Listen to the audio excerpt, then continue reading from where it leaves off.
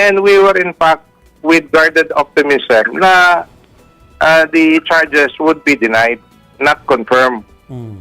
Pero alam namin that politics plays a huge role in this case. Kaya hindi namin dinidiskwento na malaki yung papel ng the political ramification in this case. Sorry, what do you mean po na politics plays a big role in this case? Okay. I'll put that into context. Thank you for that question. Una, alam na natin kung paano siya, how he was forcibly taken on March 11, 2025 out of the Philippines and into The Hague. We, from our own observation, we were there. We personally witnessed how the rights of the former president was abused by Torre and his men and those the government representative, including the DOJ rep at the Kalayaan Hall of the Villamor Air Base. Notwithstanding, inamin na rin ni Secretary John Vic Remulla that it was a plan of government to bring him to The Hague.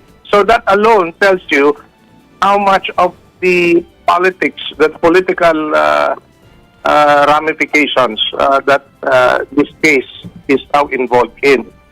Dagdagan na natin yung mga lumabas na ng mga alegasyon ng 18 Marines na alam na natin kung sino yung nag-host ng mga ICC investigators nung pagpunta na dito sa Pilipinas. So there is much to say about politics, more than the merits of the case that were discussed, argued and counter-argued by both parties during the confirmation of charges hearing. Pero attorney, Pangalawa, just to give context to that, na talagang mabigat yung political consideration dito.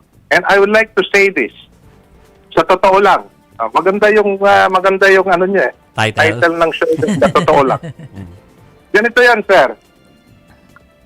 It has been the long-standing policy of government of the Philippine government, across all administrations, from the time of Cory, Ramos, Estrada, lahat na, all the way to BBM, na pag may isang Pinoy arrested, detained, tried, or even convicted outside the country, the government exerts all effort to extend all the necessary assistance to that Filipino abroad and hopefully bring him home.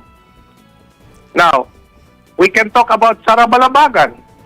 We can talk about the 3 Filipinos who were allegedly accused of spying in China, of the 15 who were accused of illegal assembly in Qatar, or even lately, to the credit of BBM administration, si Mary Jane Veloso, who was already convicted of drug-related cases in Indonesia. BBM was able to bring her home.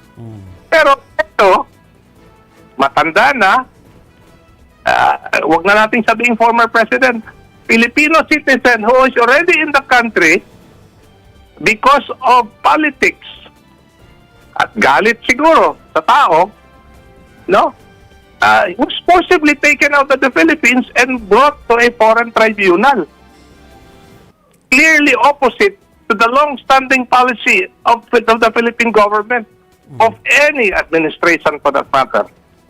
Kaya yun yung sinasabi kong mabigat na political consideration that is playing in this case.